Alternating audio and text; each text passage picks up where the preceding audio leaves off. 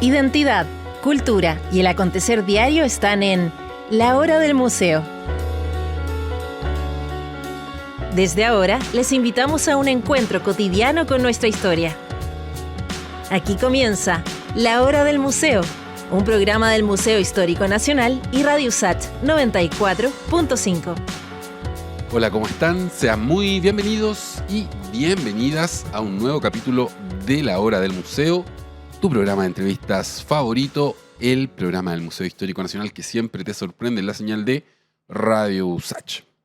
Y te cuento que el día de hoy voy a conversar con el escritor y detective de investigaciones, Fernando Ilavaca, acerca de su libro 12 pasos en el crimen, historias de huellas digitales, robos y asesinato. Esta publicación nos permite adentrarnos en la intensa labor diaria de un policía de investigaciones. Qué gusto tenerte acá, Fernando, para tocar este tema. Tuve otro invitado que publicó un libro también de crímenes hace un par de años, ¿no? Que también era de investigaciones, así que yo sé que lo vamos a pasar muy bien en esta entrevista. Vamos a aprender mucho, ¿no? Acerca de todo el trabajo, toda la labor de los policías de investigaciones. Primero que todo, gracias por la invitación y dame esta oportunidad de poder contar algo Sí, claro, que te le interesa sobre el libro. Por supuesto, por supuesto. Quiero, antes que todo, que nos cuentes cómo fue que te convertiste en policía de investigaciones. ¿Qué te motivó? Entiendo que por ahí tu familia se opuso. Sí, mire, o sea, hay una historia ahí. Para ser honesto, yo no conocía que lo que era investigaciones y recién saliendo ya al campo laboral, las alternativas no eran muchas. Tú saliste del colegio, luego haces el servicio militar, ¿no? Eso es Claro, como pero en ese intertanto, la postulación a la universidad no se pudo hacer por razones económicas. Entonces mi padre me dijo, no tengo plata para pagarte tu carrera que tú quisieras en la universidad, así que veo otra alternativa. Y era el servicio público, me tocó hacer el servicio militar, lo hice, salí y buscando alternativas salió investigaciones. En ese entonces la mayoría de edad era 21 años. Entonces yo era menor de edad, tenía 18, 19. Entonces mis padres no me dieron permiso porque era muy peligroso y no tenía tampoco mucho futuro. No les gustó la idea. No les gustó la idea.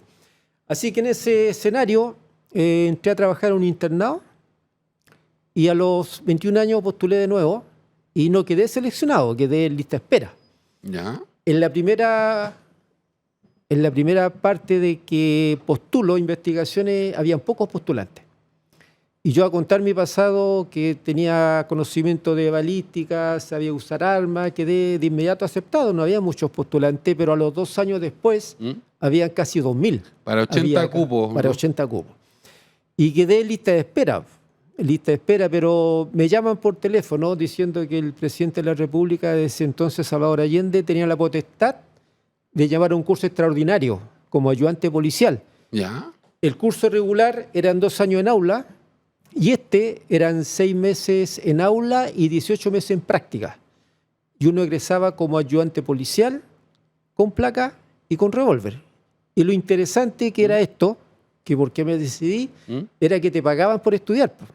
Entonces tú entrabas a investigaciones y ya recibías un sueldo, que era mucho mayor. Era un incentivo bueno. Bueno, y yo en el interior de la institución empecé a conocer el trabajo de los detectives. Claro. Que ahí fue apasionante. Y ahí llegamos a las huellas, ¿no?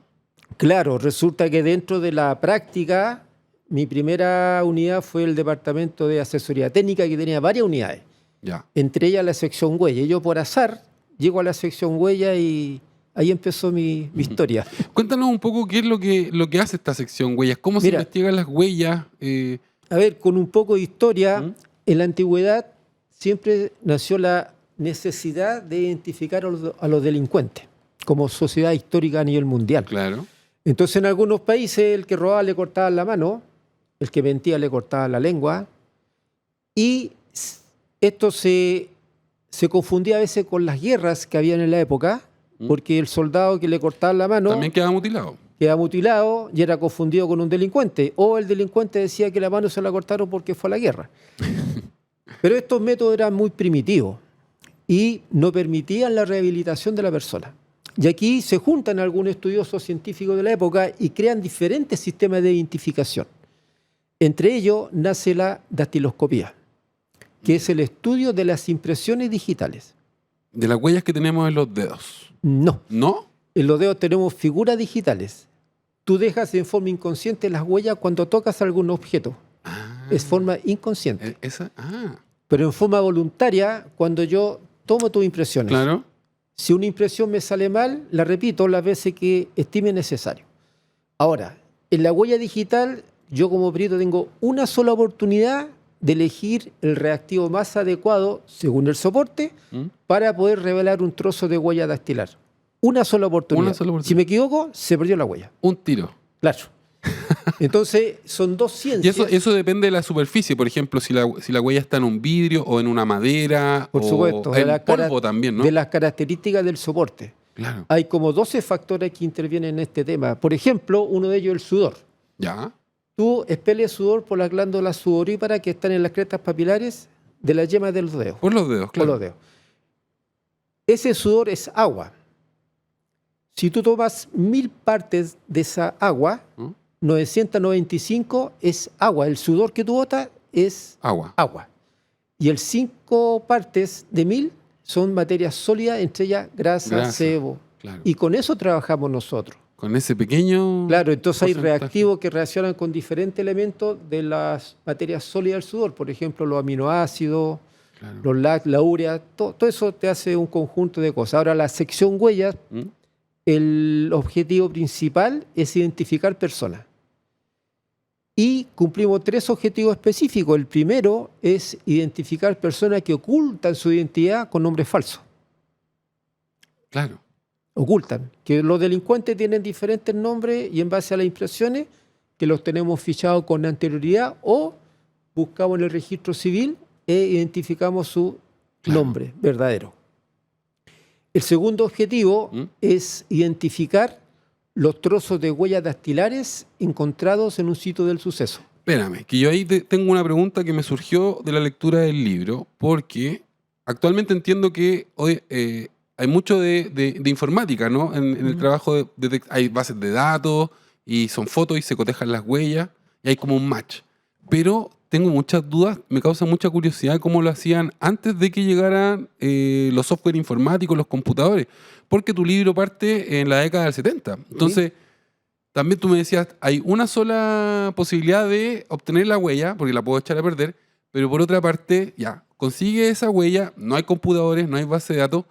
¿Cómo tú, a partir de esa huella, puedes dar con una posibilidad, es como una aguja en un pajar, porque son miles de huellas que hay, entonces no las vas a revisar todas? Claro, el punto es que... Me refiero cuando el trabajo se hacía a mano. Sí. De partida, en la afiliación de delincuente, hay una afiliación dactiloscópica. Se obtiene una ficha de ese dactilar con las 10 impresiones. Estas se clasifican con una clave dactilar chilena. La clave de 14 valores, que es la que usa el registro civil. Ya. Esta clave se crea antes de la creación de investigaciones. Por ahí por el año 1900 y tanto. 1929, creo. Ya. Entonces, eso te permite clasificar y en base a esa clasificación alfanumérica ordenar las fichas en un archivo policial. Ya. De todos los que han sido detenidos. A partir de las características de la huella. Por investigación. Paralelamente, hay un archivo dactiloscópico civil que todos nosotros tenemos cuando sacamos la cédula de identidad. ¿Sí?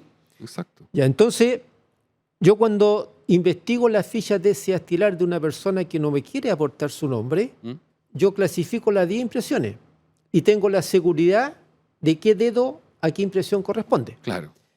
Pero cuando investigo una huella, no sé qué dedo y qué mano es. Exacto. Claro, ¿a quién pertenece esa huella? ¿A quién pertenece? Y si revelo, supongamos, el pulgar derecho, tengo 9 dedos ausentes. Exacto. Y en base a mi práctica, yo supongo qué dedos son el resto. Ya. Entonces, en base a esto, nosotros tenemos investigaciones que duran meses, porque era ficha por ficha. Ya. Yo revelo 5 dedos de la mano derecha y no tengo los de la mano izquierda. Entonces, en cada dedo tengo 14 probabilidades. Claro. Las combinaciones son infinitas. Entonces, no es cómodo ni fácil decir voy a iniciar esta investigación que tengo que dar vueltas ficha por ficha. Exacto. 15.000 fichas una por una, 20.000. Que eso un computador lo hace muy rápido. Pero no lo encontraste. Exacto. Recién, después de mucho pedirlo durante años, el año 2000, una de las medidas del presidente Ricardo Lagos para combatir la delincuencia fue comprar un computador para la sección huella que yo ¿En serio? ¿Recién el año 2000? El año 2000. Y eso permitía, nosotros teníamos un archivo de 4 millones de impresiones, claro. 400.000 fichas. Pero con el computador ingresamos todo esto al sistema y un trozo de huella se demoraba 20 minutos en encontrarlo. Algo que podía tomar semanas, meses. Claro. Fernando, está súper interesante esta investigación. Perdón, me faltaba el tercer objetivo. Tenemos que parar, ¿sí? y volvemos eso sí con el tercer objetivo.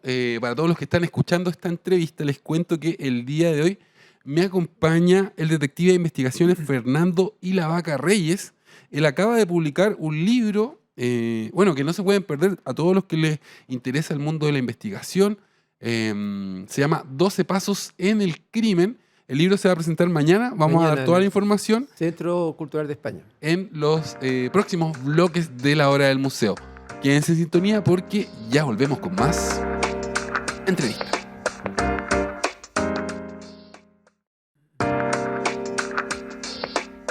Ya estamos de regreso en la hora del museo. Tu programa de entrevistas favorito, el programa del Museo Histórico Nacional, que siempre nos sorprende en la señal de Radio USACH. Y te cuento que el día de hoy estamos conversando acerca de 12 pasos en el crimen, historias de huellas digitales, robos y asesinatos, junto al autor de esta publicación recién salida de imprenta, el escritor y detective de investigaciones Fernando Ilavaca Reyes. Fernando, en el bloque anterior tuvimos que cortar, pero tú nos ibas a contar acerca del tercer objetivo. El tercer objetivo es la identificación de cadáveres sin identidad, NN, que se llama vulgarmente. Entonces esto significa que si aparece un cadáver y no sabemos quién es, a quién corresponde su identidad, se solicita la concurrencia de peritos en huella para tomar la impresión a este cadáver. Ya. Si es un cadáver recién fallecido, el único problema que podríamos tener es la rigidez cadavérica que endurece los músculos de las manos. Claro. Podría ser una dificultad que nosotros la solucionamos en el momento. Pero a medida que han transcurrido muchos días, empiezan los fenómenos cadavéricos, entre ellos la putrefacción. Exacto. Entonces nosotros hacemos un trabajo de identificación hasta donde haya piel. Ya, si se pierde la piel no hay nada que hacer. En el caso mío yo tengo récord de 60 días en el agua, casi 2 años putrefacto en tierra y más de 20 años momificado. ¿En serio? ¿Y se han conservado la...? He tenido la suerte de, como uno de los relatos que yo... Elegí los relatos de que tienen una base anecdótica, una casualidad, claro, o un hecho inexplicable. Por ejemplo, en uno de los casos que me tocó identificar, la persona fallece con el dedo pulgar dentro del bolsillo de la camisa. Claro. Entonces yo le preguntaba a los médicos, a los científicos, y nadie tiene una explicación lógica, fundamentada, de que me diga que por qué el resto del cuerpo se tocaba y se desaparecía. Y no el dedo pulgar. Claro. Dios, la justicia, no sé, pero hasta la fecha no tengo respuesta.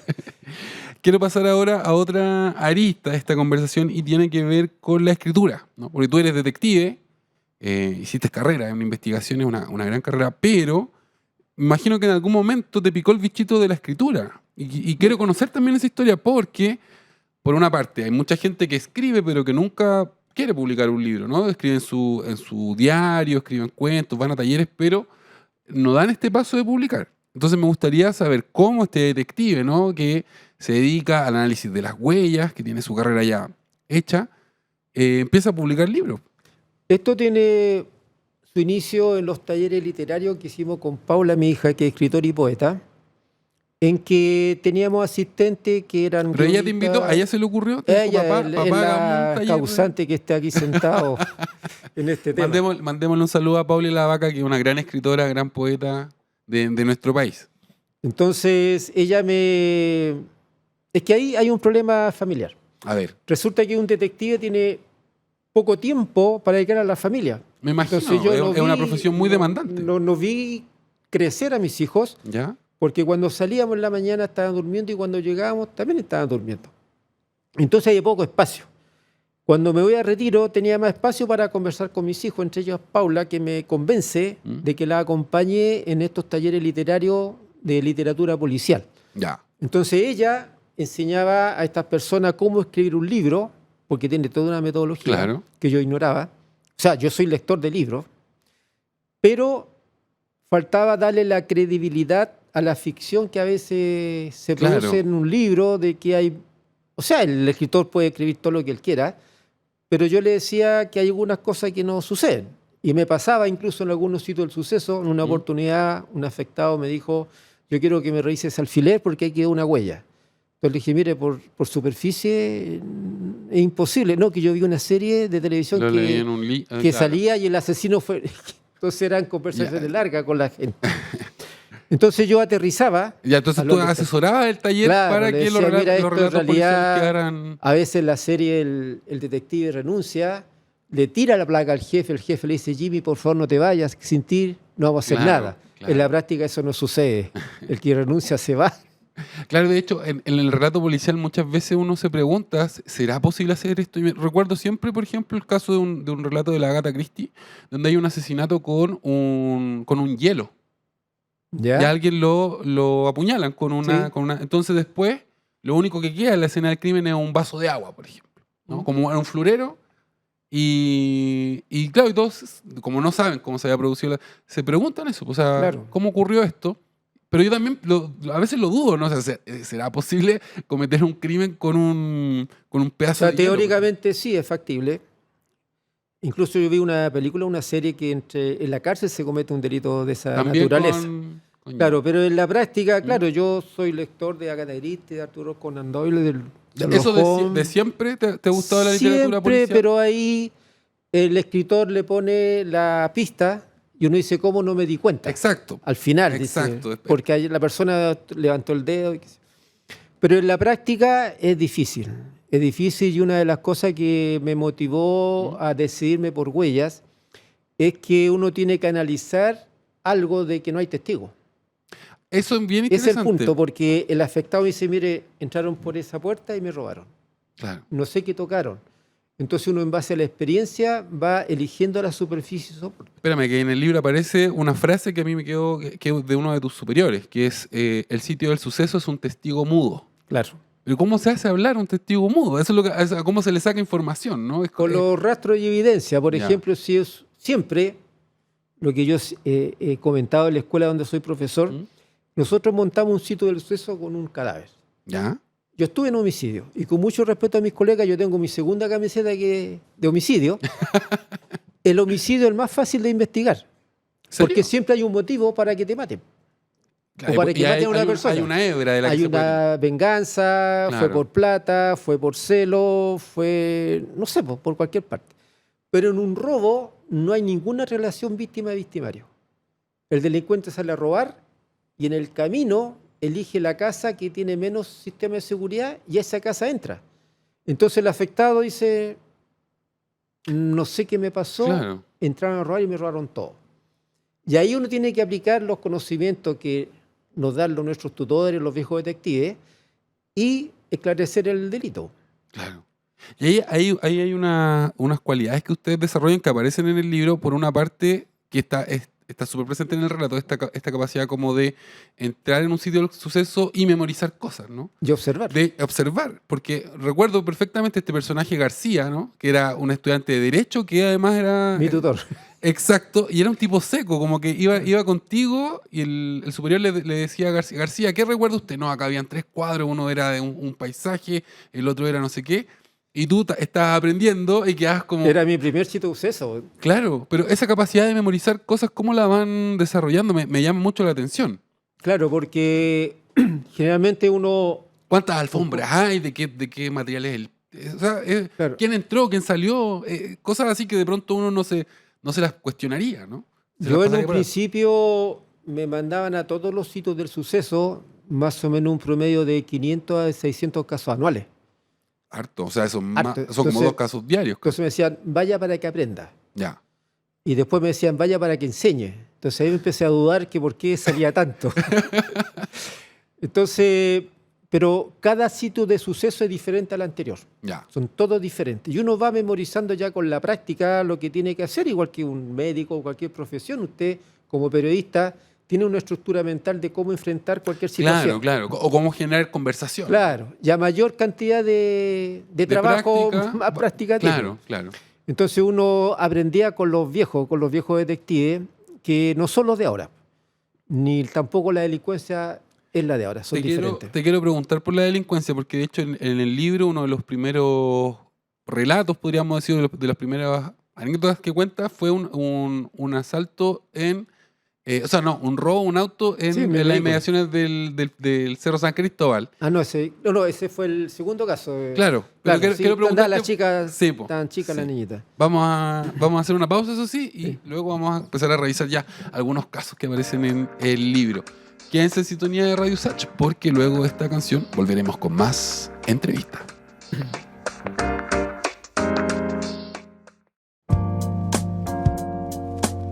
Ya estamos de vuelta en la hora del museo, el programa del Museo Histórico Nacional, tu programa de entrevistas favorito, que cada día suena fuerte en la señal de Radio Usach.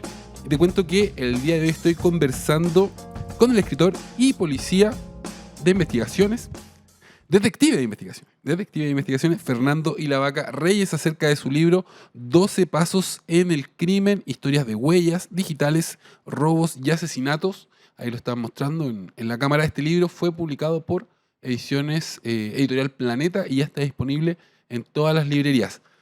Me decías que se iba a lanzar mañana y que va a estar Ramón Díaz de Terovich. Sí, Ramón Díaz de Terovich y Valeria Vargas, que es una escritora mujer. Buenísima dupla de presentadora. ¿A qué hora y dónde?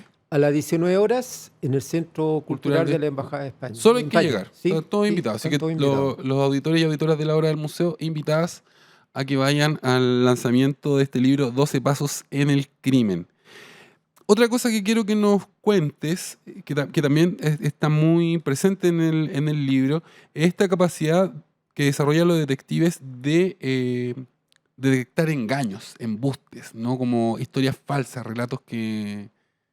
De hecho, en el libro tú cuentas una de las primeras cosas que cuando entras a estudiar es que los de segundo se meten y dicen, oye, vamos a hacer una colecta para arreglar la piscina. Claro. Y todos se ponen a donar, claro. y eran los alumnos de segundo año. Claro.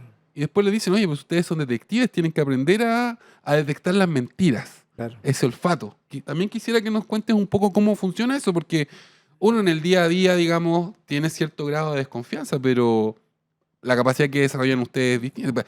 De hecho, les dicen, nosotros vamos a perseguir a los cuenteros de Chile, ¿no? Ese es como el mandato de... Claro, el antiguo delincuente, había muchos estafadores o cuenteros. Entonces, las personas llegaban a nuestra unidad y nos contaban de qué forma habían sido estafadas. Le habían hecho el cuento del tío, ¿no? Claro, el cuento del tío, qué sé yo. Pero eran otro tipo de delincuentes. Sea el caso de que uno, por ejemplo, yo estuve en la brigada móvil. ¿Ya? En la brigada móvil teníamos que detener en el turno a lo menos 5 delincuentes. Y si no los detenían, no se acababa el turno. No había despacho. Entonces éramos 4 carros. Santiago llegaba hasta el Parero 14 de la Florida, hacia el sur. Y Santiago está dividido en 4 sectores, así que generalmente por turno eran mínimo 20 delincuentes. Ahora ahí está el poder de observación de los detectives antiguos que nos le enseñaban. Por ejemplo, decía, vaya el que está en cuclilla, tráigalo detenido. El que está en cuclilla, pero ¿cómo decía uno? ¿Cómo supo si habían 50 personas? De ahí nos explicaban que en la cárcel no hay sillas, entonces el delincuente se acostumbra a estar 30, 40 minutos en cuclilla, cosa que uno no puede hacer.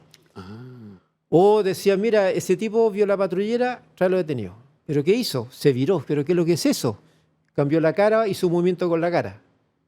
¿Qué pasaba antiguamente? Nosotros todos los días, que ahora no se hace, y soy un crítico de esa parte, nosotros todos los días concurríamos al teatro.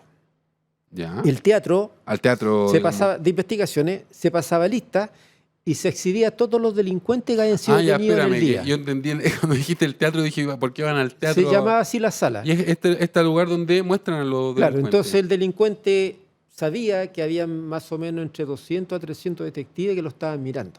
Claro, que le estaban observando el rostro. Entonces, cuando ellos salían y veían una patrullera, arrancaban. Entonces, cuando nosotros, mira, se va arrancando, es un delincuente. Entonces, era fácil la casa de estas personas y eran mínimo 5 días en la cárcel por vacancia. Porque sí, acá en el sector, tú tienes una persona que tiene tarjeta antecedente por robo en departamento, no va a andar vendiendo acá número de rifa. Claro. Sino que va a robar. Claro, tiene un... Claro. Se Entonces, dedica a eso. esa parte la perdimos porque entiendo los derechos humanos de las personas, pero hago una pausa. Yo entiendo y necesito, y tiene que ser así, que tengamos derechos. Pero cuando el delincuente está en esa situación, y un delincuente habitual, yo le daría una segunda vuelta. Claro, si alguien que ya tiene prontuario, que se dedica a delinquir. Entonces, muchas veces tú ves en la noticia y dice, cae banda de 5 personas, 3 quedaron con arresto domiciliario. Claro.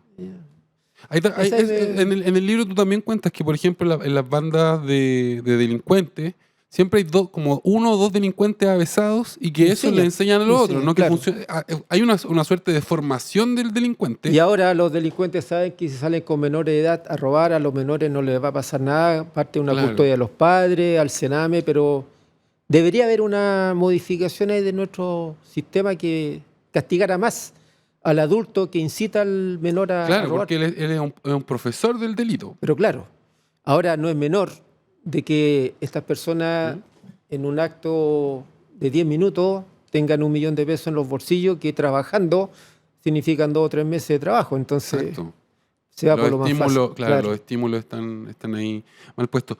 Volviendo a esta idea, me gustaría que nos cuentes porque, como adelantaba en el bloque anterior, uno de los primeros casos que aparece, de las primeras situaciones, es que tú vas con tu familia al Cerro San Cristóbal en una citroneta, me acuerdo, y en algún momento tú ves a un tipo raro mirando unos autos y le dices a tu mujer, no, ese tipo es un sospechoso, y resulta que le dice a tu mujer, a ustedes les roban, ¿no?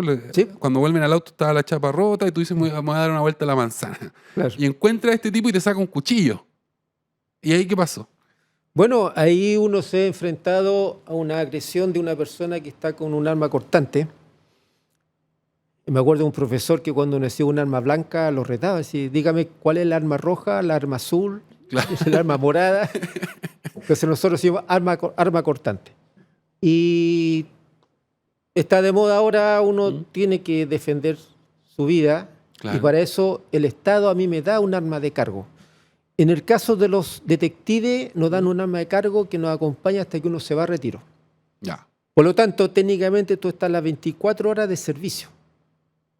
Claro. Ahora, tú andas con tu familia, también es un riesgo de que uno le diga a la familia, váyase para la casa y yo enfrento esta situación. ¿Tú andabas paseando con Yo andaba en mi hora de descanso. Claro.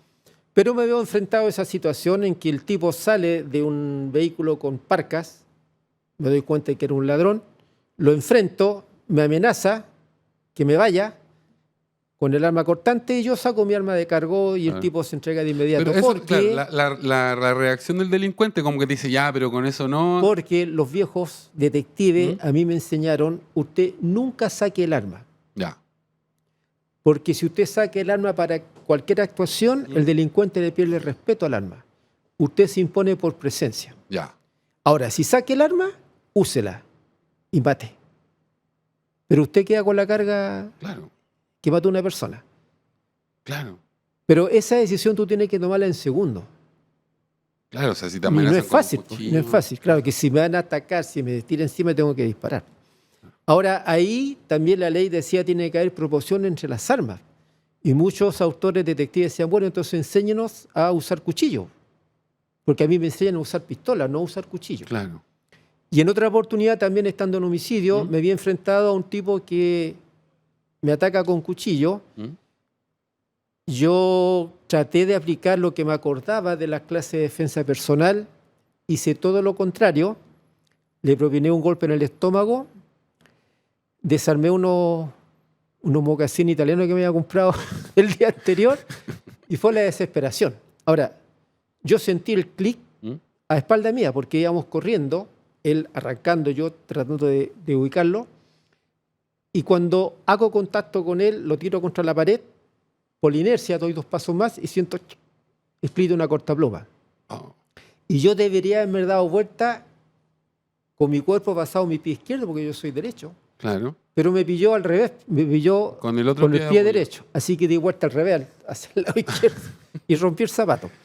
Bueno, esas han sido 3 ocasiones que me ha tocado, y otras más que uno se ha enfrentado. Sí, pues. Es parte y te tocó la suerte. Pues. Es parte del trabajo, ¿no? De los policías de investigación, de tanto en tanto tener este tipo de enfrentamientos. Oye, está muy interesante esta conversación. Tenemos que parar. De verdad, dan ganas de leer el libro. Está buenísimo. Se llama 12 pasos en el crimen, historias de huellas digitales, robos y asesinatos. Este libro se va a lanzar mañana a las 19 horas. 19 horas. En el Centro Cultural de España lo va a presentar Ramón Díaz Ederovich y Valeria Vargas. Claro. Valeria Vargas. Así que todos y todas están invitados a este lanzamiento y también a quedarse en sintonía de Radio Usach porque ya regresamos con más Hora del Museo.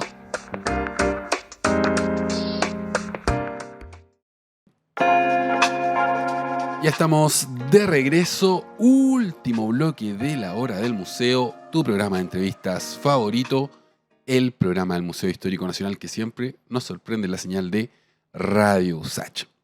Y te cuento que el día de hoy estoy conversando con el detective de investigaciones Fernando Ilavaca Reyes. Él acaba de publicar un libro que está ideal para todos los fanáticos de los relatos policiales y también a todos aquellos que están interesados en conocer sobre el trabajo de la Policía de Investigaciones. Este libro se llama 12 pasos en el crimen, historias de huellas digitales, robos y asesinatos.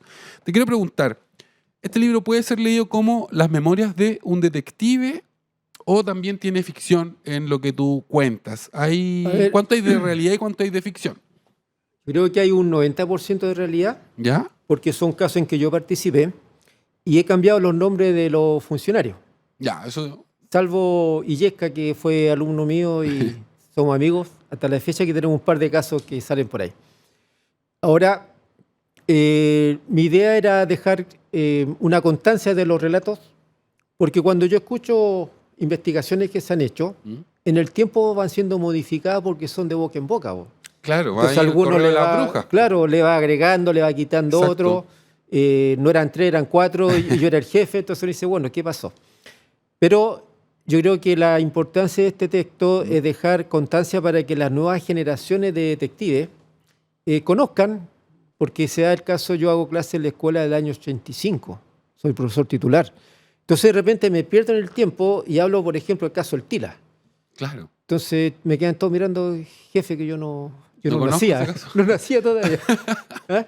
Entonces, claro, o el caso de Hans Pozo. De Hans Pozo. Entonces son casos que un detective tiene que conocer, porque en base a la memoria de los casos vamos formando nuestra forma de investigar, sabiendo cómo se esclarecieron casos antiguos. Claro. Y también aprender de casos que están sin resolver. Ya, entonces, 90% de lo que vamos a leer en el libro pasó. Pasó.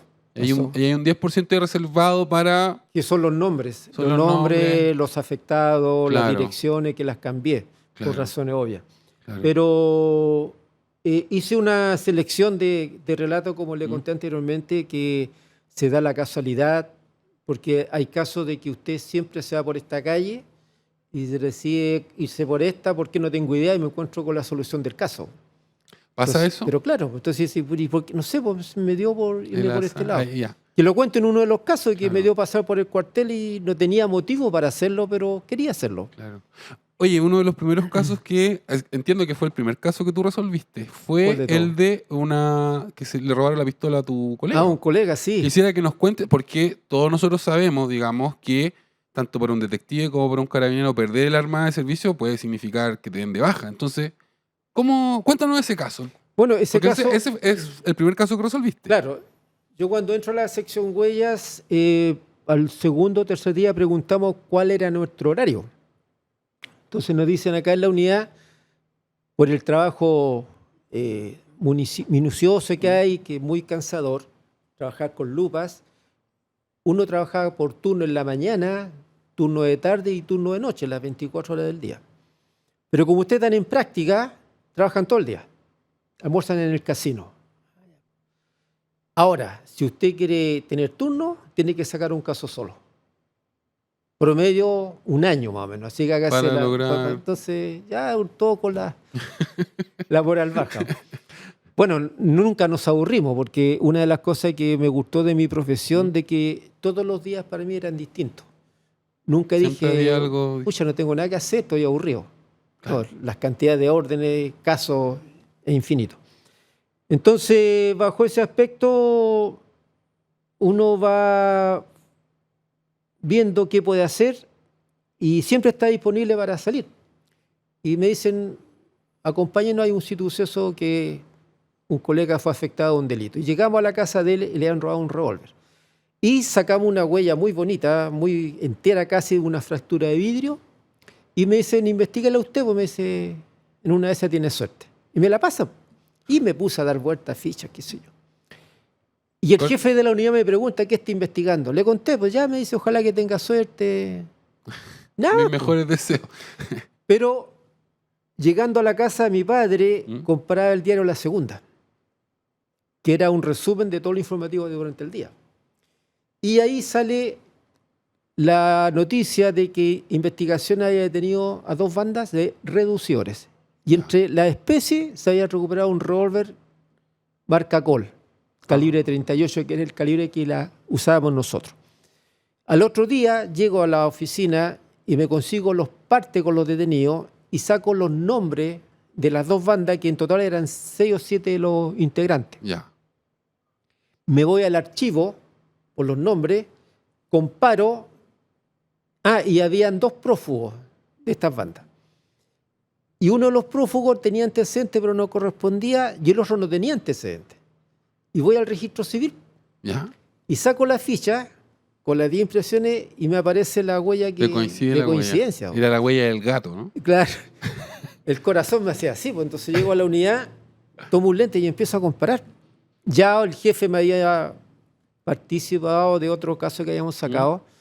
Así que ocupo la técnica para establecer identidad, que es en base a los puntos característicos. ¿Ya? Que todos tenemos puntos característicos diferentes en el mundo. Eso nos hace diferentes a todos.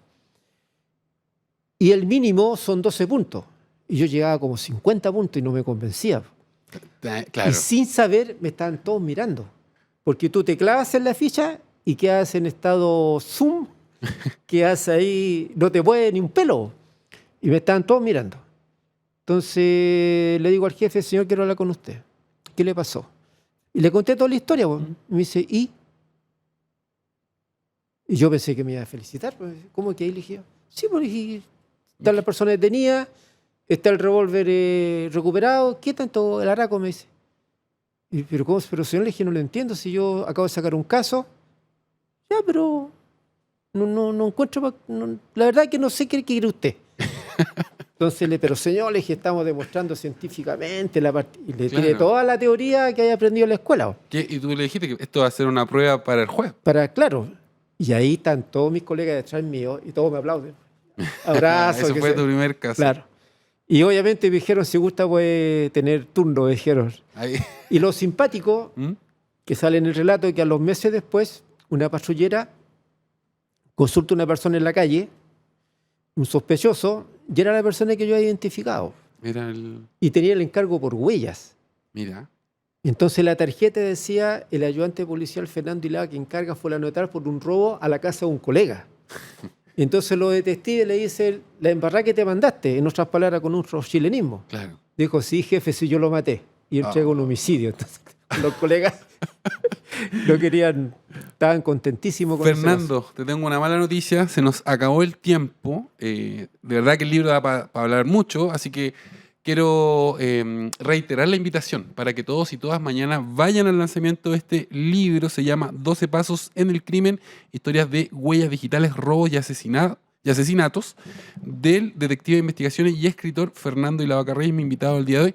Va a ser en el Centro Cultural de España a las 19 horas. Claro. Si te quieres despedir, Fernando, este es el momento. Bien, yo me despido de ustedes y agradezco la oportunidad que Radio USACH me da de poder comentar algunas escenas que son bastante resumidas y los invito a compartir esta lectura para matar el tiempo, aunque sea un homicidio. Ya pues, les envío como siempre un gran beso, un gran abrazo a todos y a todas. Yo soy Luis Cruz, el conductor de La Hora del Museo, y chao, chao. Chao. Esto fue La Hora del Museo, Un encuentro cotidiano con nuestra historia. Un programa del Museo Histórico Nacional y Radio USACH 94.5.